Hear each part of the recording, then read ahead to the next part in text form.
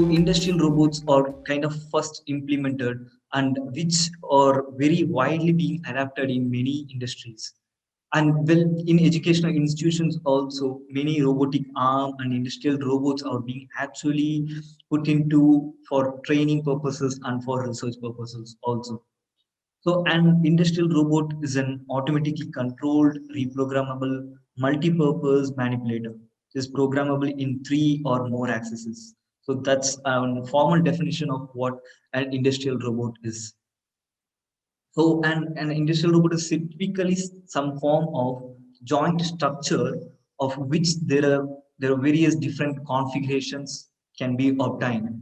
So the field of industrial robots include welding, painting, ironing, assembly, and pick and place robots, patellizing, product inspection, and product testing robots.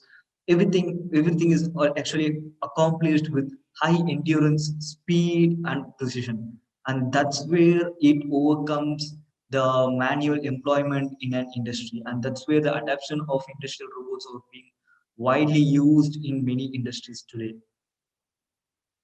And the next thing. So here I have mentioned few of industrial robots, few types of industrial robots for your understanding.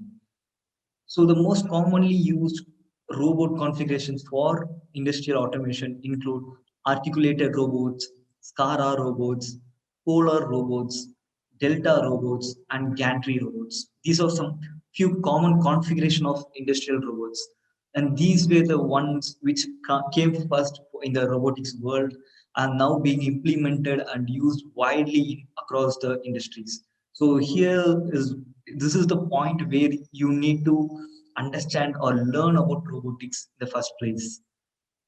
So let me give an introduction to these different configurations so you could get an idea of how different the mechanical systems or mechanisms are being used in these different configurations of industrial robots. So let's start on with articulated robots.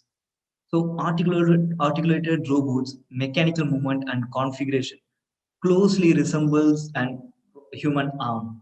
So the arm is mounted on a base with a twisting joint, as you could see in the image.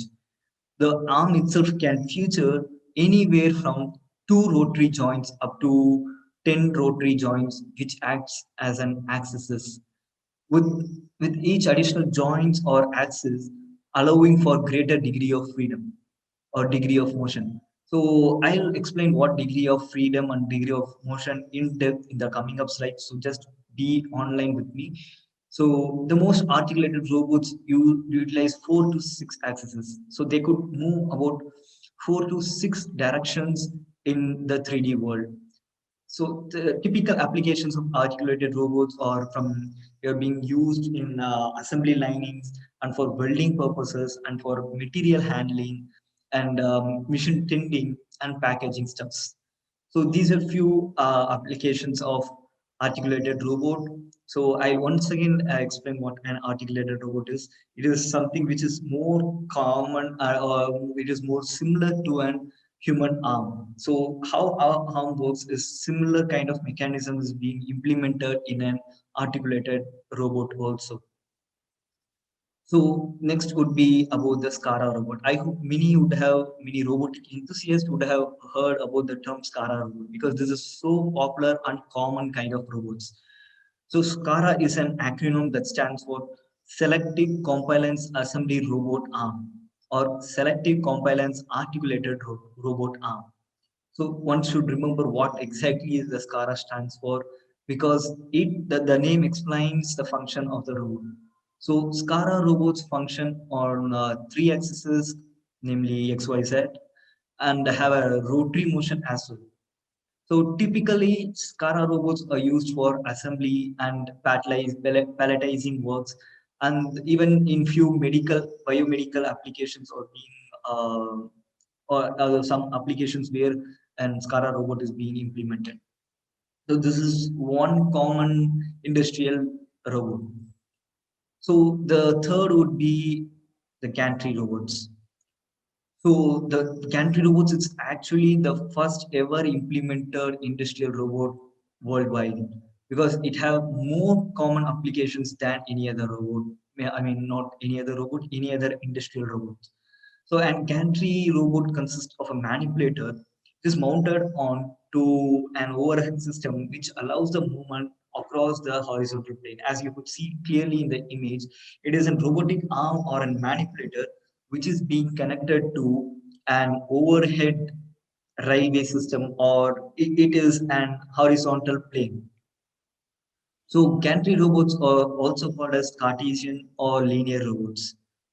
They are usually large systems that perform pick and place application, but they can also be used in welding and other applications since it have an extra degree of freedom, or it can be implemented over a large workspace. It can cover large workspace because it is being held up. So you could 3D, three-dimensionally, it can allow the manipulator to move across the huge workspace. So the gantry robot allows components weighing up to several tons to be efficiently handled with extreme accuracy, speed, and repeatability. These are the major advantages of having an industrial robot, and particularly gantry robots have accuracy, speed, and also the repeatability in a high level. So another advantage which is that they are less limited by floor space constraint. That's what I be saying before. It is not being it does not require any floor system or floor space for being used. It is completely overhead. So because of the overhead configuration, it covers a large area. So in context of general robotics, most types of industrial robots would fall into the category of robot arm. So as you could see in the image, we call it as a manipulator or an robotic arm. Just that's it. Okay, now let's talk about the end effectors. So it is a robot hand that grabs an object and moves it from one place to another. In the end effector, usually have three rotational motions with three different motors, and it equals human wrist for lifting object. So it is nothing but an hand, our own hand. We can take the example of our own hand. It is the function of an end effector is just to grab an object and move it from one place to another place. And since it is being implemented in a 3D world, it can move across three different motions with three different motors being used for each motion. So if you're going to build an human arm, a minimum constraint which you should have is three motors, because each motor acts for each directions. I mean, the motor one should be the main purpose for rotation or movement in across the x direction, and the second would be for the y direction, and the third motor should be the function of the third motor should be for the z direction. So these are the minimum level of constraint which you need for building an end effector or an robotic arm. So an end effector is a peripheral device that attaches to a robot wrist, allowing the robot to interact with its task. So most end effectors are mechanical or electromechanical and serves as or called as grippers, processing tools, or even sensors. They range from simply two finger grippers for pick and placing an object to complex sensor system for an sophisticated robotic inspections. So here we call the end effectors as EOAT also. EOAT means end of arm tooling. And just you remember what EOAT is, it's nothing but end effector only. So I'll repeat it like end effectors are nothing but uh, fingers or grippers or an hand which is attached to an robotic wrist or an manipulator. So this is the end part of the robot, and it is being used for various purposes. So for even welding purposes, it can be used by attaching the welding tools in the end part of the robotic arm, or even the grippers can be used for pick and place, and even the sensors are being used to sense or for any kind of inspections. The sensors are being attached in the end part of an robotic arm, and that's what end effectors means.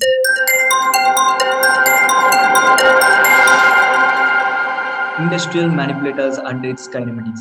Here comes the major and important part of the session.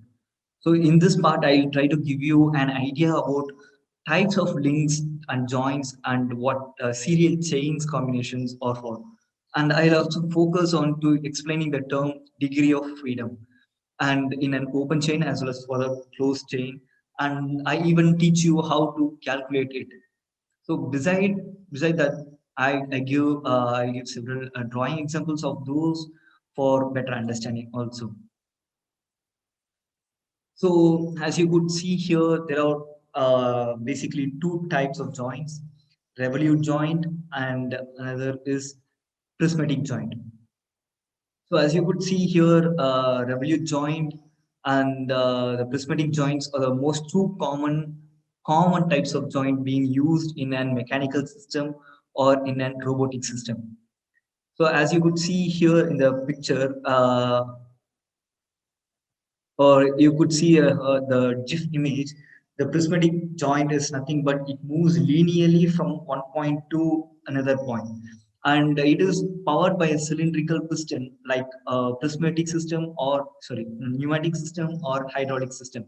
So pneumatic system is nothing but where the movement or the mechanical movement is being obtained by the power which is transmitted from the power system to the robot with the medium of air. And the medium of air is what the actuator, and that's what they called as the pneumatic system or pneumatic actuator. In the hydraulic actuator or hydraulic system, and liquid or hydraulic fluid is being used for the transmission of power from the power system to the mechanical part, and that system is called as hydraulic system. And you could see here how a prismatic joint is working on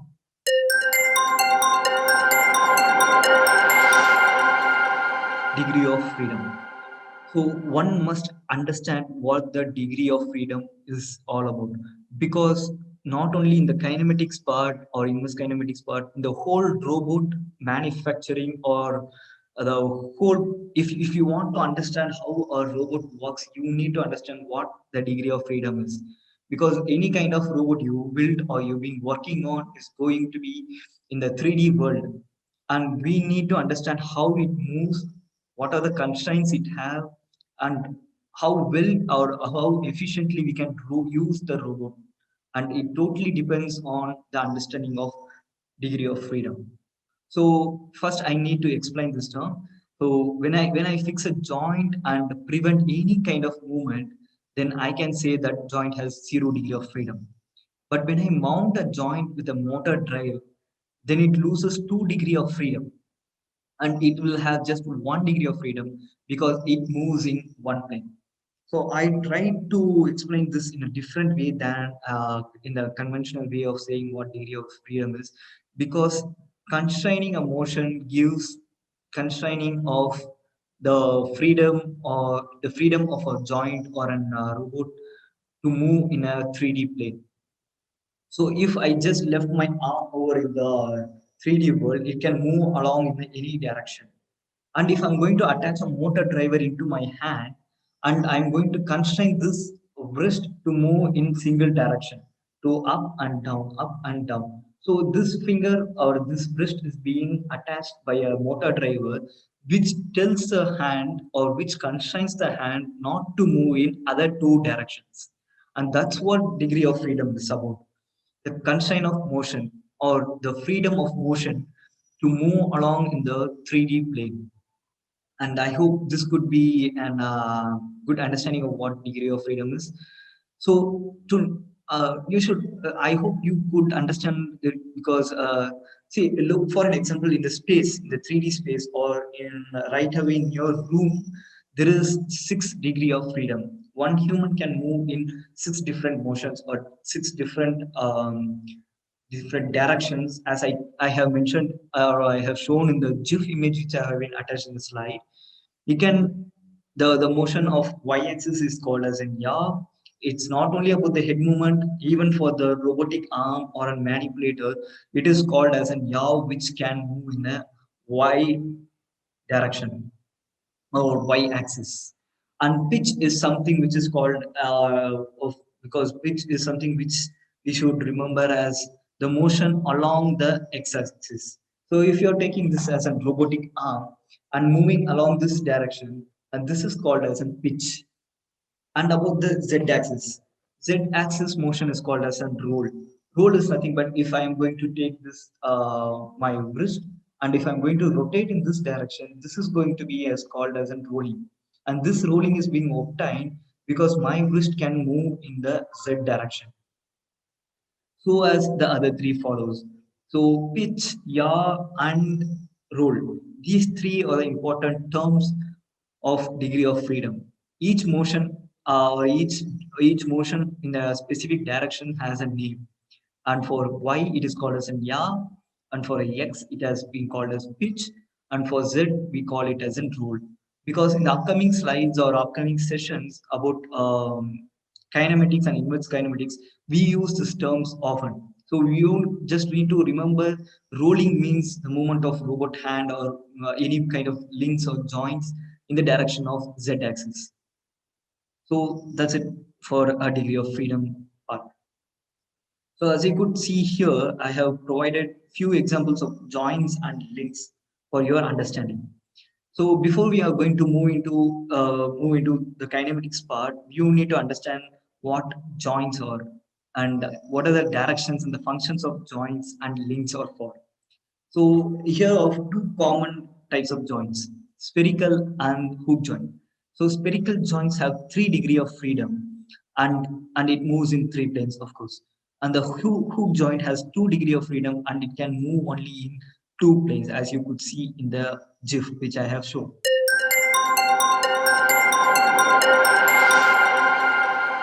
There are many types of chains.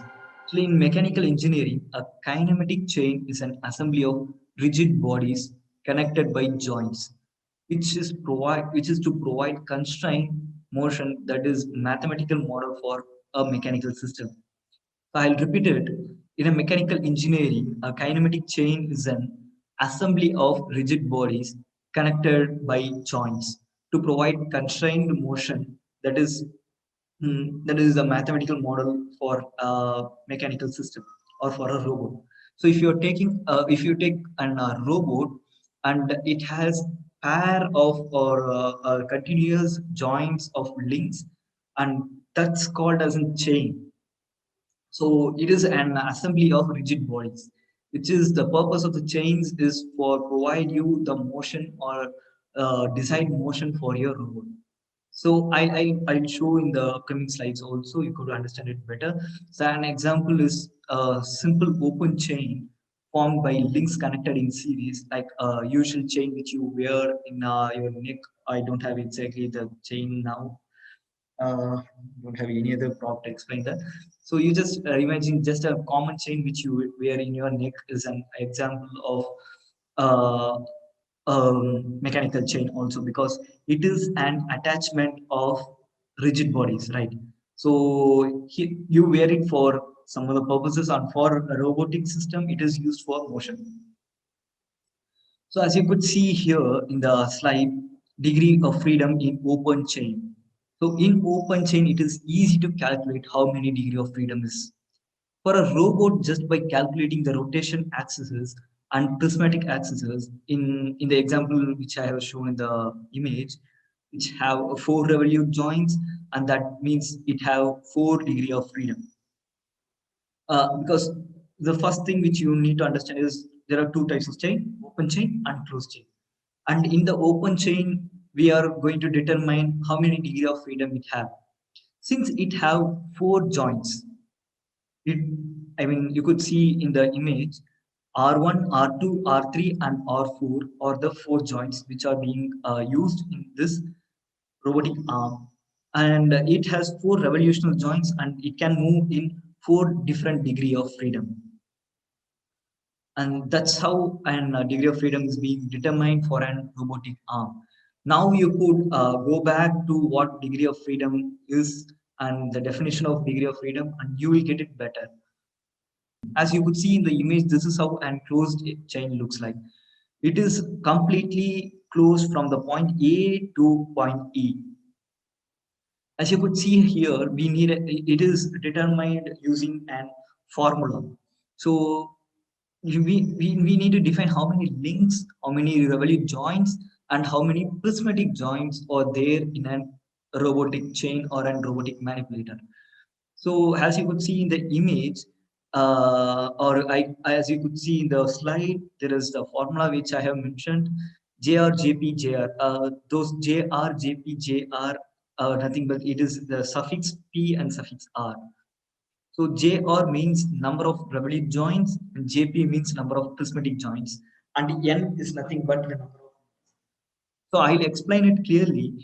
So you just check the reference of this image and you could count on with me, because I'll tell you how many revolute joints can are there in this image or in this chain, and you could determine the same with any other robotic structure or robotic manipulator which you come across in your life.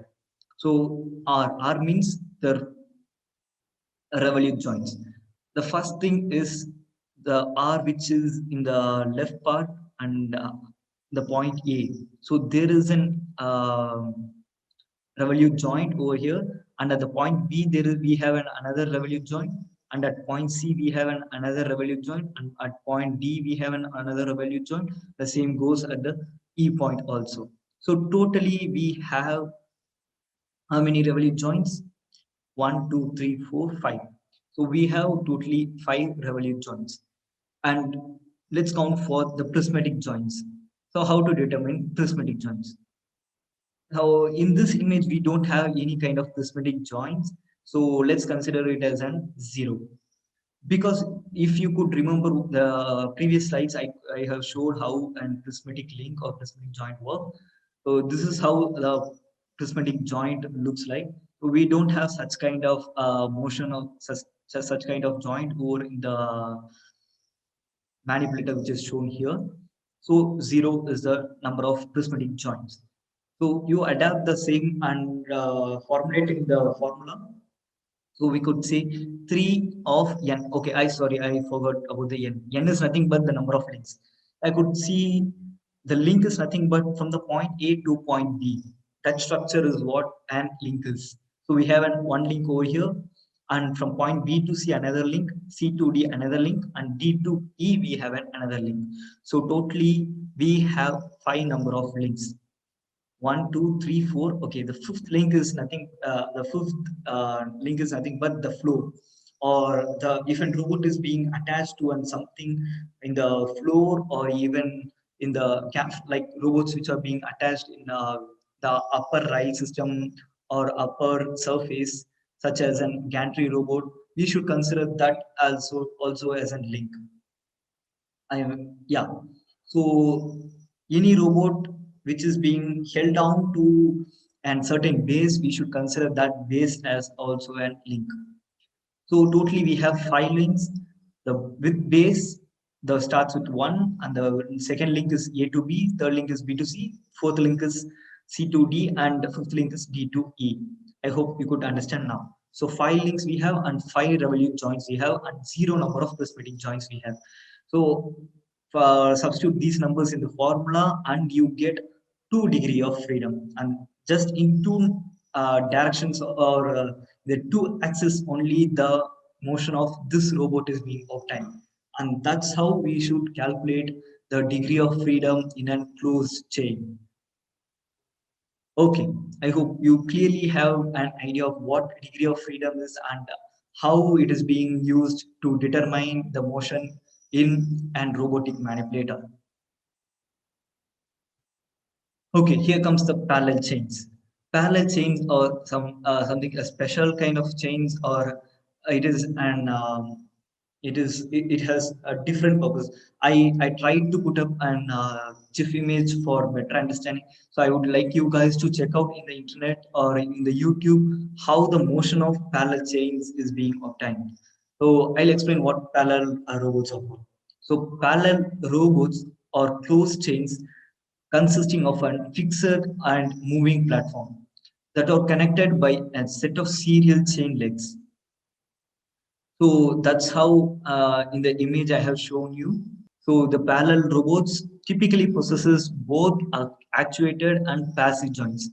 Actuated joints are nothing but the movement, the joint which has some movement, and passive joints are nothing but it is just for the support and there is no movement being obtained from that joint. So that's another types of joints we can say, and maybe even more elegantly actuated. So, although more structurally complex and possessing a smaller workspace, parallel robots are usually designed to exploit one or more of natural advantages they possess over serial counterparts. Like it has higher stiffnesses, it have increased positioning accuracy, and it have higher speeds and acceleration. So few points or few applications which I need to mention where parallel chains or parallel robots are being used is in biomedical biomedical purposes or applications, because it has, since it has higher speeds and it also have higher positioning accuracy, the mixture or the handling of chemicals are being much useful in parallel robots. So that's where parallel chains or parallel robots are being highly used.